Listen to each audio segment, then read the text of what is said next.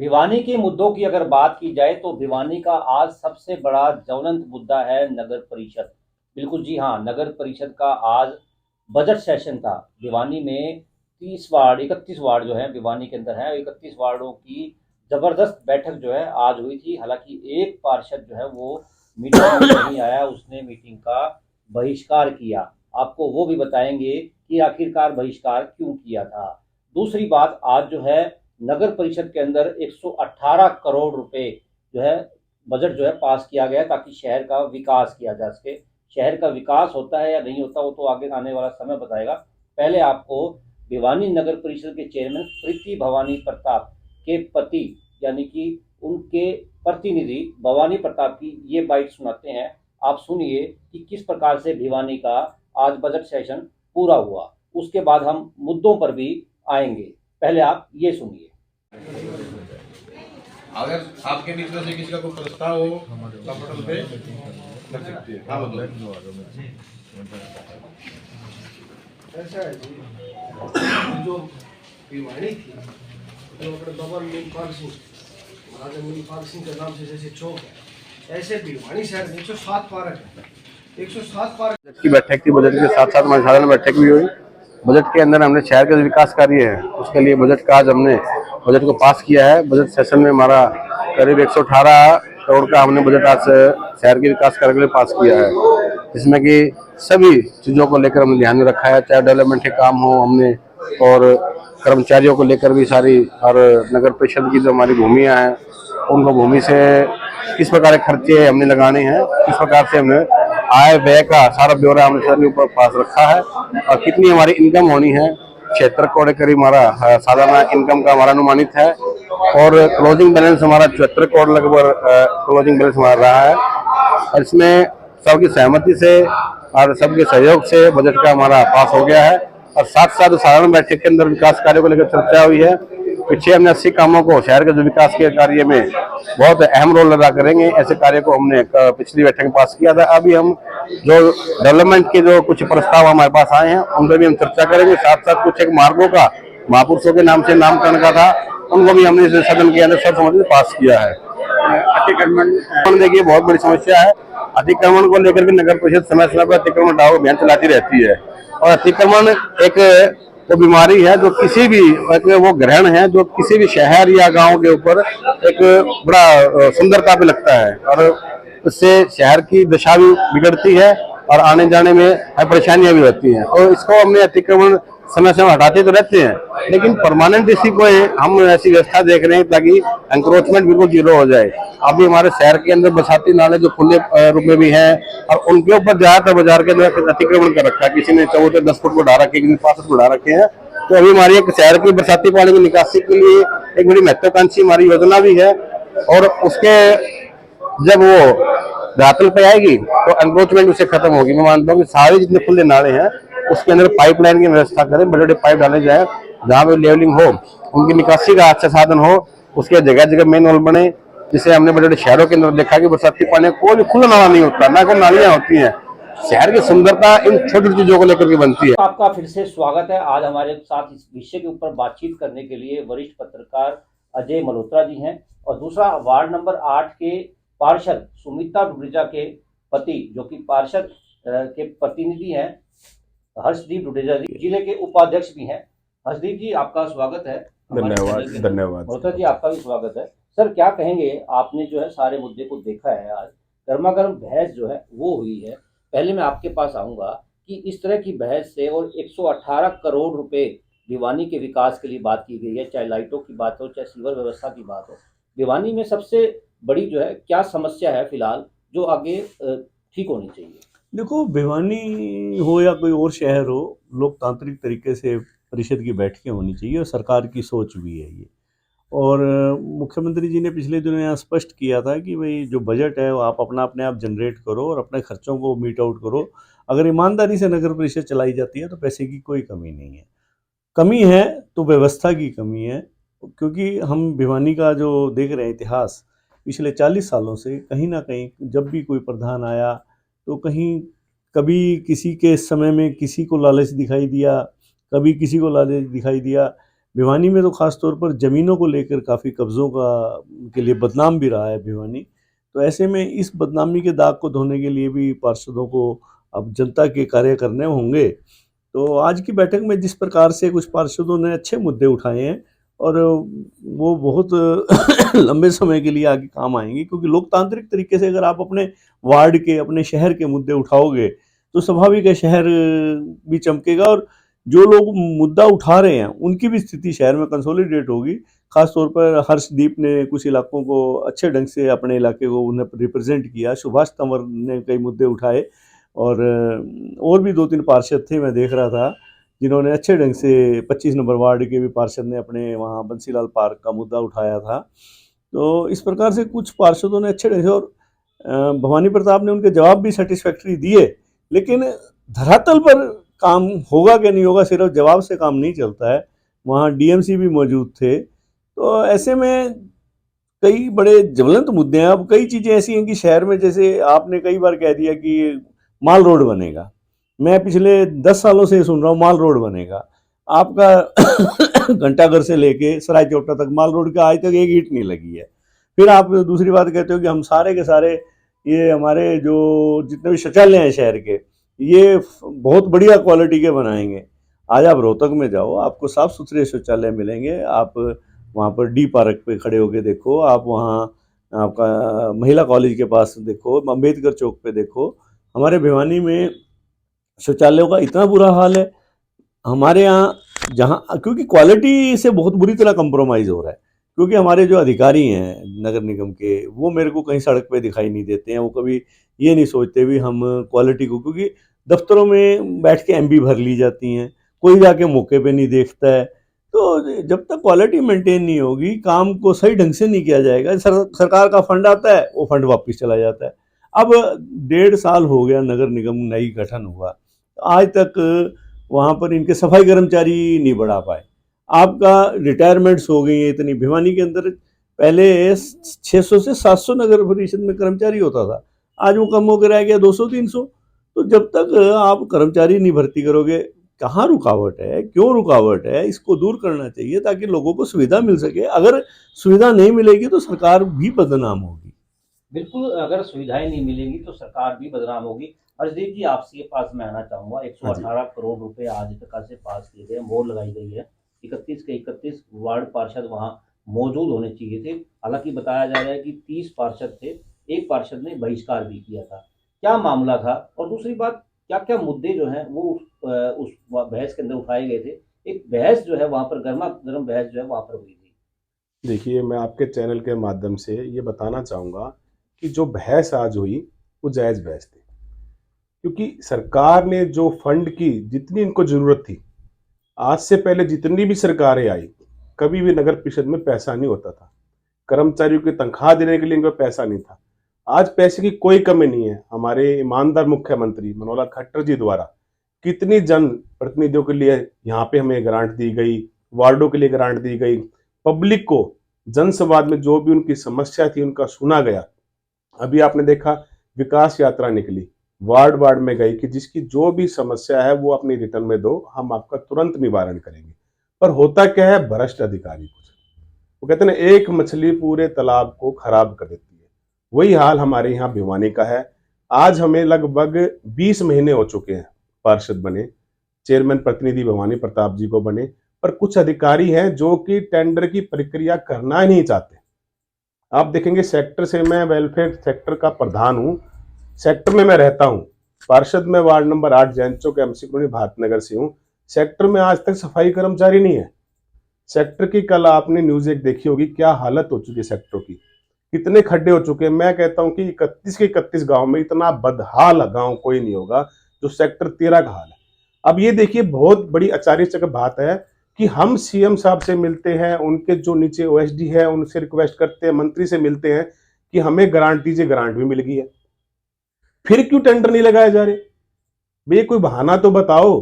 कहीं ना कहीं बहाने से छुपते घूमेंगे। मैंने आज तक कभी जई को मौके पर नहीं देखा, एक्शन को मौके पर नहीं देखा, गुमराह पे गुमराह, गुमराह पे गुमराह करते रहेंगे। अरे भैया टेंडर लगाओ, सरकारी कर्मचारी कम होते जा रहे हैं, जिनकी डेथ होगी, जिनकी रिटायरमेंट होगी, उनकी जगह आप अधिकारी ही तो भेजेंगे रिपोर्ट बना के।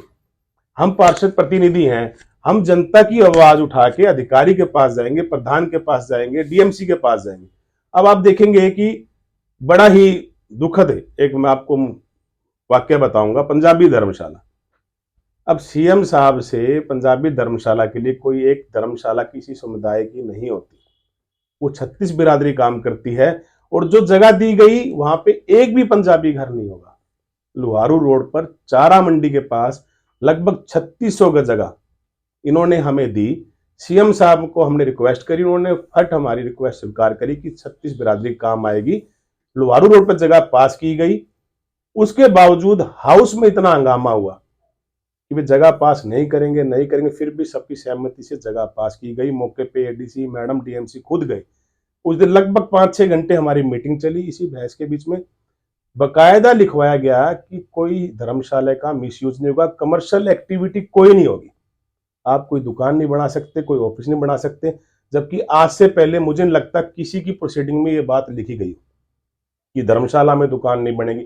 भाई धर्मशालाओं के बाहर 2-4 दुकानें बनती है, आदमी किराए पे चढ़ाता है, खर्चा तो धर्मशाला का निकलता है। ये इसका कारण क्या है हरदीप जी, क्यों इस प्रकार का जो है प्रोसीडिंग लिखी गई कि जो है वहां पर कोई भी कमर्शियल एक्टिविटी नहीं होगी? अब देखिए इसमें कोई ना कोई मंशा ऐसी है कि राजनीति मंशा है कि जगह दे भी दी गई सीएम साहब की द्वारा और ये ले भी ना पाए।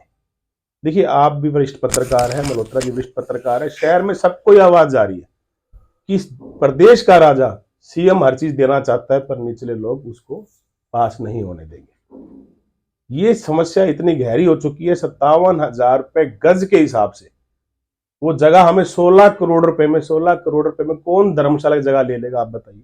मात्र 2 किले आगे 2 करोड़ रुपए का किला है, वो 2 करोड़ रुपए अगर समाज के पास इकट्ठे होते तो समाज खुद ले लेता। पर क्या होता है, समाज भी चाहता है सरकार का हिस्सा भी रहे। जब सरकार हर किसी को, चाहे वो सैनी समाज हो, गुर्जर समाज हो, जाट समाज हो, बनिया समाज हो, हर किसी को बन रहती, तो हमने सोचा कि बिरादरी बनाएगी, उसके ऊपर अच्छा भवन बनेगा तो कहीं ना कहीं 36 बिरादरी काम आएगा। और उसमें देखो क्या चाल चलेगी, 57,000 रुपए गज के हिसाब से रेट लगा के 16,000 रुपए लगा दी गई। लगातार हमारे अब समाज का प्रतिनिधि दर्शन मिड्डा जी, अविनाश श्रद्धाना, सोनल मक्कड़ जी, विनोद चावला जी, लगातार हम मिलते आ रहे हैं एडीसी से, एडीसी साहब से। लास्ट टाइम भी हमने कही हिसार में, जींद में, हर जगह कभी भी 1000 गज से ऊपर कोई जगह अगर सरकार देती तो उसको एकड़ के हिसाब से रेट लगते। कभी ये कहते थे डीटीपी ने मना कर दिया, डीटीपी कह रहे हैं कि कमर्शियल रेट है। अरे भैया पढ़े लिखे अधिकारी हो, डीटीपी कहां से आ गया? डीटी वहां तय जहां पे नगर परिषद की हद खत्म होती है। फिर आप क्यों कह रहे हो नगर परिषद की जमीन है वो? फिर डीटीपी का क्या रोल है? गुमराह क्यों कर रहे हो बार बार? इससे मुझे लगता है कि सरकार को बदनाम करने का तरीका ढूंढ रखा है इन अधिकारियों ने।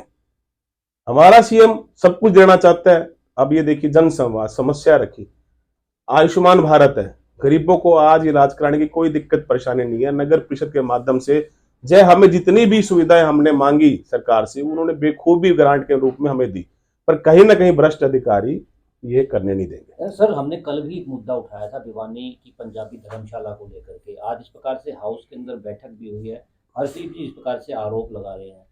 आपने भी सारे इस मामले को जो है गहराई से देखा भी है, आप क्या मानते हैं इस बात को लेकर के? देखो ये लापरवाही है, मुख्यमंत्री की घोषणा को रूप ना देना। जबकि मुख्यमंत्री जी ने अभी भी धर्मवीर जी के पिताजी का जब देहांत हुआ था तब आए थे, तब भी उन्होंने अधिकारियों को कहा था भाई इसको रैशनल तरीके से काम करो और जो भी लॉजिकल बात है वो करो। तो आज तक भी वो मामला पेंडिंग है, डिफाई करते हैं। ये सच्चाई है हर्ष जी की बात। पिछले दिनों हमारे जो कृषि मंत्री हैं जेपी दलाल, जो कि भिवानी जिले से ताल्लुक़ रखते हैं, उन्होंने शहर का राउंड लिया। उनके साथ डीएमसी, डिप्टी कमिश्नर, एसडीएम, नगर परिषद के अधिकारी सभी थे। एमसी कॉलोनी मोड़ पे लैंड है, शामलात की लैंड थी और उस पे सुप्रीम कोर्ट में फैसला आ गया भाई नगर परिषद वो सरकार के हक में फैसला आ गया। पूरे हरियाणा में जहाँ भी शामलात की लैंड है वो नगर परिषद के नाम चली जाएगी, जबकि वो लैंड तो ऑलरेडी नगर परिषद के नाम चढ़ी हुई है। और मंत्री जी ने वहाँ पर डिप्टी कमिश्नर से कहा भी 1 महीने के अंदर अंदर इसकी 4 दीवारी करें, क्योंकि वहाँ वो रोज गार्डन के लिए निर्धारित है वो जमीन। आज इन बातों को 2 महीने होने को जा रहे हैं, आज तक वहाँ पर 4 दीवारी तो दूर, 1 ईंट नहीं रखी गई। किसी अधिकारी से बात कर लो, कोई ये नहीं बताने को भी क्यों नहीं कर रहे। एक अगर बात को गोलमोल करना है तो कह देंगे जी कोर्ट केस है। जब कोर्ट को है, सुप्रीम कोर्ट से बड़ी कोई कोर्ट तो नहीं है, डबल बेंच का फैसला आ चुका है और मंत्री आपको कह रहा है प्रदेश का कोई, और मंत्री जी के आगे कहते हैं जी 1 महीने में हो जाएगा, परंतु नहीं हो रहा। तो सरकार की जो योजनाएं हैं उसको पूरा ना करना, ये सरकार का मतलब कि सरकार को भी नुकसान करना है। और जो पैसा दिया जाता है, आप उस बजट के मुख्यमंत्री जी का जो मान लो संवाद प्रोग्राम है, उसमें उन्होंने जो लोगों ने, हर्ष जी बता रहे हैं कि जो लोगों ने अपने एप्लीकेशंस दी हैं, सड़कें बनानी है, गलियां बनानी है, वो अल्टीमेटली कहाँ आनी है, लोकल लेवल पे आनी है। आप उनको बना ही नहीं रहे हो। सरकार भेज रही है 16,000 लाइटें वहाँ से, आज आपको 3 महीने हो गए हैं, आप इसी बात में चल रहे हो जी टेंडर लगेगा, टेंडर नहीं लगेगा। तो देखो कहीं ना कहीं चाहे इसके आपके जो नगर निगम के अधिकारी हैं या इनके चंडीगढ़ जो अधिकारी बैठे हैं, खासतौर पर जो लोकल बॉडी के डायरेक्टर हैं, कमिश्नर हैं, उन लोगों को सोचना चाहिए कि वो, उनकी ड्यूटी क्या है, मुख्यमंत्री की घोषणाओं को पूरा करना। तो वो लोग नहीं करते हैं, तो इसका मतलब सरकार को कहीं ना कहीं नुकसान करते हैं। सर, जिस प्रकार से आज जो बैठक हुई है उसमें 76 करोड़ रुपए आय व्यय बताया गया है, खर्च बताया गया, और ये कहा कि जो क्लोजिंग बैलेंस है वो 74 करोड़ रुपए का है। कहा गया है कि शहर के अंदर नई लाइटें जो है वो लगाई जाएंगी ताकि शहर को जो है अंधेरे से दूर किया जा सके, क्योंकि शाम होते ही अंधेरा जो है पूरे शहर को ढक लेता है। आपने देखा होगा कि पूरा शहर अंधेरा में ही हो जाता है। जिस प्रकार से पिछले दिनों लाइटें लगाई गई थी, सारी की सारी खराब हो चुकी। एक सुभाष जो एमसी है, उन्होंने मुद्दा उठाया था कि जो बेंच वहाँ पर रखे जा रहे हैं वो लो क्वालिटी के हैं। अगर लो क्वालिटी की चीज़ें रखी जाती हैं, जिस प्रकार से लाइटों पर भी पहले पैसा भी खर्च हो चुका है, इस तरह के मुद्दों को लेकर के आप क्या कहेंगे? और हर्ष जी, आपसे भी बातचीत करूंगा मैं इस मुद्दे को लेकर के। देखो, आम जनता को आंकड़ों से कुछ नहीं लेना है, उसको तो सुविधा से लेना है। अभी धरातल पर काम क्या हो रहा है? आप एक तरफ कह रहे हो कि हम इतनी लाइटें लगाएंगे, लाइट कोई नहीं लग रही है। आप कह रहे हो माल रोड बनाएंगे, माल रोड नहीं बन रही है। आप कह रहे हो इतनी गलियां बना देंगे, गलियां नहीं दिखाई दे रही हैं। आपकी क्वालिटी ठीक नहीं आ रही है। तो कहने का मतलब ये है कि केवल आंकड़ों से बात नहीं बनने वाली है, आपको पारदर्शी तरीके से काम करना होगा। और ख़ास तौर पर जो ब्यूरोक्रेसी है, अब तो सरकार ने हस्तक्षेप कर रखा है, डीएमसी भी वहाँ ड्यूटी पे रहते हैं। उन लोगों को कहीं ना कहीं, अगर नगर परिषद में कहीं कमी है, वहाँ के जो सरकार रिप्रेजेंटेटिव हैं उनमें कोई कमी है, तो नगर परिषद के जो डीएमसी हैं उनको हस्तक्षेप करना चाहिए, ताकि लोगों को सुविधाएं मिल सकें और सरकार की घोषणाएं पूरी हो सकें। बिल्कुल, शहर की जो सरकार की जो घोषणाएं हैं वो पूरी हो सके। हर्ष जी, आप क्या कहेंगे? जिस प्रकार से आज जो बैठक थी, बैठक के अंदर कंक्लूजन क्या निकल करके आया? विकास की अगर बात की जाए तो भिवानी के अंदर विकास की बात काफी टाइम से चल रही है, लेकिन विकास नहीं होता। शहर के अंदर एक ईंट नहीं लगती विकास के नाम पर। क्या कहना चाहेंगे आप? उन मुद्दों के अंदर भी थे, किस तरह के मुद्दे जो है वहां पर उठाए गए थे? देखिए दीपक जी, मैं बताऊंगा आपको, ऐसा बिल्कुल नहीं है। काम हो भी रहे हैं, कुछ काम में अनदेखी देखी जा रही है। आप देखेंगे पहले डोर टू डोर कलेक्शन कभी नहीं होती थी, आज ऑटो डोर टू डोर जाता है। जिस वार्ड से मैं ताल्लुक रखता हूँ, चंगी स्कूल के पास कूड़े के ढेर होते थे, आज कूड़ा नहीं है रोड पे। पर दिक्कत क्या आ रही है, नए टेंडर लगाने में इनको प्रॉब्लम क्यों आ रही है, ये चीज क्लियर ही नहीं कर पा रहे आज तक। हर बार ये कहते हैं, ईओ साहब हो, जो एक्शन साहब हो, जो एमई साहब हो, जब भी इनसे मीटिंग करो बस इस वीक में टेंडर आपका लग जाएगा। भैया क्यों नहीं लगा रहे, किस चीज की आपको दिक्कत है? यही चीज के लिए हम डीएमसी साहब से मिले कि सर आप एक आईएएस है, आपका मेन रोल है, आप कमिश्नर है नगर परिषद के, आपको हस्तक्षेप करना पड़ेगा। आप इस मुद्दों को समझिए कि क्यों पब्लिक परेशान हो रही है। जब ग्रांट भी है, पैसा भी है, सब चीजें हैं, फिर भी टेंडर नहीं लगता, तो कहीं ना कहीं सरकार को बदनाम करने की साजिश चल रही है। और जी, सबसे बड़ा मुद्दा जो है पार्किंग का भी आया था कि क्योंकि शहर के अंदर जो है पार्किंग की व्यवस्था नहीं है। शहर बड़ा जो है बाजार जो है वो काफ़ी भीड़े हैं, पार्किंग है नहीं, लोग गाड़ियां लेकर के, मोटरसाइकिल लेकर के शहर में जा ही नहीं सकते। ऐसे में मुद्दे जो है काफ़ी बार उठते भी हैं, और पार्किंग नहीं होती तो पुलिस जो है उन वाहनों को लेकर के टोल करके ले जाती है, जिसकी वजह से लोगों को काफी देखिए, परेशानियों का सामना करना पड़ता है। अभी कुछ दिन पहले आपने देखा होगा करोड़ीमल पार्क के अंदर हमने सोचा था कि शुरुआत यहाँ से की जाए, पर क्या हुआ, वो प्राइवेट ट्रस्ट होने के कारण उन्होंने हमारी मदद नहीं करी। जब हमारे प्रधान जी ने ये मुद्दा छेड़ा कि माल रोड बनाएंगे, अभी हमारे मल्होत्रा जी ने कहा, तब मुद्दा उससे पहले मैंने कहा था माल रोड से पहले आप पार्किंग बनाएं, क्योंकि आज के टाइम में किसी को सराफा बाजार अपनी बेटी के लिए सोना लेना है, दहेज का कोई सामान लेना है, तो ट्रैक्टर लेके ग्राम का आदमी कैसे जाएगा? जाम लगेगा, उसका चालान कटेगा। इसलिए सबसे पहले हमने पार्किंग के लिए सोचा था। फिर हमने सोचा था कि महिलाएं बड़ी परेशान होती हैं जो दूर गांव से आती हैं, उनकी शौचालय बने। शौचालय का काम शुरू हुआ दिनोद गेट पे जयनगर परिषद के बाहर, पर कहीं ना कहीं फिर वही मैंने कहा कि अधिकारी जो होते हैं जानबूझ के लापरवाही करके उस काम को रुकवाते हैं। क्यों? सरकार को बदनाम करने के लिए कि पब्लिक सरकार से कटे। नहीं तो बताओ, विनोद गेट पे शौचालय बन रहा है, उसको क्यों रोका बीच में भाई? 3 बार ईओ साहब से पूछा कि इस शौचालय को पूरा कीजिए, फिर नगर परिषद के जस्ट बाहर शौचालय बन रहा, उसको अधम में छोड़ दिया। भैया काम जो चल रहा है उसको कंप्लीट कर दीजिए ना। अब क्या होता है कि मेरी पावर तो एमसी तक है, मैं अपनी आवाज डिप्टी कमिश्नर तक, डीएमसी तक उठाता हूं, उनको कहता हूं कि इन अधिकारियों को या तो इनकी रिपोर्ट बना के ऊपर भेजो, इनको बदलो यहां से। इनके कारण सरकार बदनाम हो रही है, सब कुछ होते हुए भी ये काम करने के लायक नहीं है। सर सबसे जो बड़ा मुद्दा है आज के समय में आवारा पशुओं का है। बंदरों का जो कहर है वो भी काफ़ी ज़्यादा हो चुका है पूरे शहर के अंदर। कुत्तों का भी कहर हो चुका है। पिछले दिनों तो एक कुत्ते ने जो है एक इंसान को पूरी तरीके से काट भी लिया था और काफ़ी पुलिस ने मुकदमा दर्ज भी किया था उसके ऊपर। भिवानी के अंदर अगर बात की जाए तो आवारा पशु बहुत ज़्यादा हो चुके हैं, प्रतिदिन एक्सीडेंट भी होते हैं। क्या मानते हैं आप? प्रतिदिन आप रिपोर्टिंग भी करते हैं इस तरह की? देखो, बंदरों का आतंक है हर एक कॉलोनी के अंदर। अगर कॉलोनी वाले कहीं से किसी लंगूर को ले आते हैं थोड़े दिन के लिए तो वो वाइल्ड लाइफ वाले पकड़ के ले जाते हैं। परंतु नगर परिषद ने आज तक बंदर पकड़ने के लिए बातें तो बहुत बड़ी बड़ी हुई हैं, भाई ये करेंगे वो करेंगे, परंतु बंदर पकड़ने का कुछ नहीं हुआ है। हाँ, नगर परिषद का वो भी मेरे को लगता है कि लोकल लेवल पे नहीं हुआ। ऊपर से जो ये अभी हर्षी बता रहे थे, कूड़े की जहाँ तक बात है, शहर में कूड़ा उठान की एक अच्छी व्यवस्था हुई है शहर में, नो इसमें कोई शक नहीं है। शहर की सफाई व्यवस्था सुधरी है पहले के मुकाबले।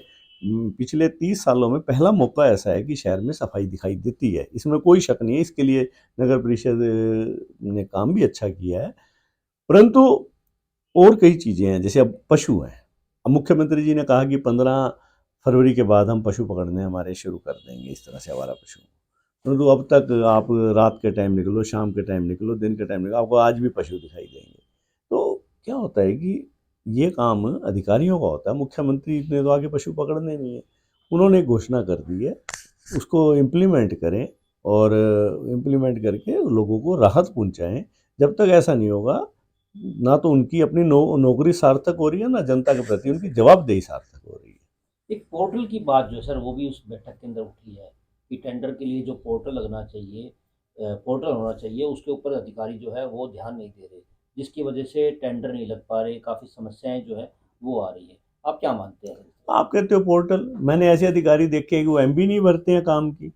ठेकेदार खुद तो एमबी भरते हैं, अफसर साइन कर देते हैं एमबी के ऊपर। तो जब तक आप अधिकारी जो ये कमीशनखोरी है इसको नहीं छोड़ेंगे, ईमानदारी से आगे नहीं आएंगे, अगर जनप्रतिनिधि भी उन पे गलत दबाव देते हैं तो उनको उस दबाव को सहना चाहिए।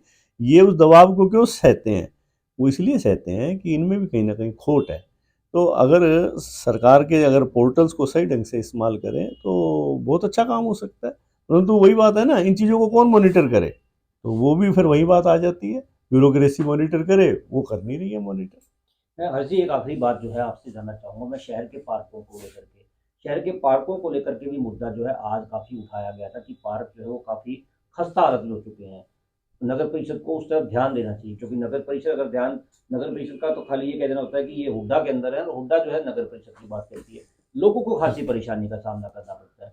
आप क्या कहेंगे इस बात को लेकर? और दूसरी बात, एक कहा गया है कि वहाँ पर पाइप भी लगाए जाएंगे ताकि जो सीवर की व्यवस्था है या इंक्लोजमेंट है वो खत्म होगी, इसको लेकर के क्या कहेंगे? देखिए, लास्ट टाइम डीएमसी मैडम हमारे थे, एडीसी, उन्होंने वेलफेयर के अंडर पार्कों को दिया था कि जो वेलफेयर, जैसे सेक्टर 13 वेलफेयर है, जैसे एमसी कॉलोनी वेलफेयर है, जो जो अपनी वेलफेयर चला रहे हैं उनको हैंड ओवर कर देते हैं पार्क। एक अच्छा सुझाव था कि उनकी देखरेख जो पर स्क्वायर फीट पार्क का एरिया होगा ये पेमेंट वेलफेयर को दी जाएगी। पर हुआ क्या, वेलफेयर खुद लेने में इंटरेस्टेड ही नहीं हुई, कई वेलफेयर ने मना कर दिया, इससे बड़ी दिक्कत हुई। दूसरी अभी बात करी, जैसे आपने कहा सुभाष तंवर ने बेंचों का मुद्दा उठाया, देखो मुद्दा बड़ा गंभीर था। अभी इन्होंने क्या किया कि हर पार्षदों को 10-10 बेंच दे दिए। अब किसी वार्ड के अंदर 20 पार्क है, किसी वार्ड के अंदर 3 पार्क है, अब 10 बेंच वो कौन सी पार्क में बिछाएं? इसलिए हमने आज मुद्दा ये रखा कि हर पार्क वाइज टेंडर लगाया जाए, कि हर पार्क के अंदर जिम हो, हर पार्क के अंदर झूले हो, हर पार्क के अंदर बेंच हो, और हर पार्क की देखरेख का टेंडर अलग से ठेकेदार के थ्रू दिया जाए, जैसे पहले ठेका था कि सारे पार्कों की देखरेख की जाती थी, उसी ही मुनीम पे करा जाए, क्योंकि वेलफेयर हर एक दो दो पार्क लेके खर्चा पूरा नहीं कर सकती, जो बड़ा गंभीर मुद्दा था। दूसरा आपने कहा कि पाइप लगा के पब्लिक हेल्थ, जो सीवर की समस्या है, उसमें दिक्कत क्या आ रही है हमें पब्लिक हेल्थ की, मैं परमानेंट बोलूं जई जो हमारे यहाँ पे आएंगे परमानेंट जई के माध्यम से, अब कमी कुछ पब्लिक हेल्थ की होती है, भुगतनी पड़ती है नगर परिषद को। सीवर ने बैक मारा तो पब्लिक को इतना नहीं पता होता कि ये पब्लिक हेल्थ का काम है या नगर परिषद का, वो तो एक एमसी को कहेंगे। पर पब्लिक हेल्थ कहीं ना कहीं अपने काम में पिछड़ी हुई है भिवानी में। आपने देखा होगा जब पिछली सरकारें थी कितने करोड़ों रुपए लगे यहाँ पे, इतने में तो नई लैंड डल जाए। कुछ जो शरारती अफसर है वो अपनी पॉकेट गर्म करने चक्कर में आप देखेंगे जनरेटर जगह जगह लगा रखे। इनकी हमने कंप्लेंट भी करी कि एक जनरेटर को 10 जगह लगा रहे हो, 10 जगह बिल बन रहा है, ट्रैक्टर लगा रहे हो, इससे अच्छा इस लाइन को ही बदल दो। पर क्या होता है कि जागरूक जो होते हैं वो जाके मिलते हैं कमिश्नर से, तब जाके बात सुनी जाती है। पब्लिक भी जाके खुद पब्लिक हेल्थ डिपार्टमेंट में जाए कि भाई यहाँ जनरेटर क्यों लगा रखा है, ये लाइन ही बदल दो तुम। ये हमें बताते तो हम कोशिश करते बदलने की। सर मैं आपके पास आऊंगा अब। इस प्रकार से जो मुद्दे उठ रहे हैं उनका जो है कंक्लूजन आप क्या मानते हैं, किस प्रकार से जो है व्यवस्था होनी चाहिए जिस प्रकार से जो शहर है वो सुंदर बन सके और जो पैसा पास किया गया है वो तरीके से लग भी सके। देखो, इसके लिए नगर परिषद के जो निर्वाचित प्रतिनिधि हैं और जो आपके सरकारी अधिकारी हैं, सभी को मिलकर काम करना होगा। अब आपकी जो सफाई व्यवस्था है, खासतौर पर कूड़ा निपटान तो कर दिया सरकार ने, परंतु जो शहर की सफाई व्यवस्था, प्रति वार्ड कम से कम 25 जब तक सफाई कर्मचारी नहीं होंगे, आपके पार्कों के 100 से ज़्यादा पार्क है, कोई सफाई व्यवस्था नहीं है, तो आपको 25 कर्मचारी प्रति वार्ड करने होंगे, तब जाके आपका शहर चमकेगा। आप तभी इंदौर जैसे शहरों का मुकाबला कर पाएंगे। सर एक मदन लाल ढींगरा जो मूर्ति है उसको लेकर के भी कल हमने चर्चा की थी, लेकिन उस चर्चा को लेकर के कोई ज्यादा सी जो है वो चीज नहीं निकल कर गया। आज बेशक से जो मुद्दा है नहीं, वो उठा था, क्या मुद्दा उठा उसको लिए, क्योंकि आखिरी सवाल मैं आपसे देना चाहूंगा। देखो, हमने मुद्दा उठाया मदन लाल ढींगरा जी का स्टैचू, जो कि नीचे से इसकी जमीन धंस गई है। ये एक शहीद है जिनके कारण हम आज़ादी पाए, आज हम सुख चैन की हवा ले रहे हैं। तो लास्ट टाइम हमने मुद्दा रखा कि इसका सौंदर्यीकरण किया जाए, जहां आपने घंटाघर का किया, जहां आपने नेहरू पार्क का किया, जहां आपने ओडा पार्क का किया, इसका भी करना चाहिए। तो आज इस हाउस की मीटिंग में पास करा, 20 लाख का बजट इसका पास किया गया है कि 20 लाख रुपए लगा के इसका सौंदर्यीकरण जल्दी ही किया जाएगा, जिसका एस्टिमेट बन चुका है। बिल्कुल, जिस प्रकार से आज जो मुद्दे उठे थे उन मुद्दों को लेकर के हमने विस्तार से चर्चा की है। विस्तार से चर्चा करने के बाद अब ये समझ में आता है कि किस प्रकार से जो है भिवानी का विकास हो पाएगा, भिवानी की जो समस्याएं हैं उसको किस प्रकार से उठाया गया है आज और किस प्रकार से आगे चर्चा चलेगी। अगर आपको हमारी वीडियो पसंद आई तो जरूर चैनल को सब्सक्राइब करें, लाइक करें और शेयर करें और कॉमेंट्स करके जरूर बताएं, ताकि नगर परिषद के अधिकारी और जो चेयरमैन है वो उन मुद्दों को पढ़ करके और आगे की कार्रवाई यानी कि शहर के विकास की कार्रवाई कर सके। नमस्कार।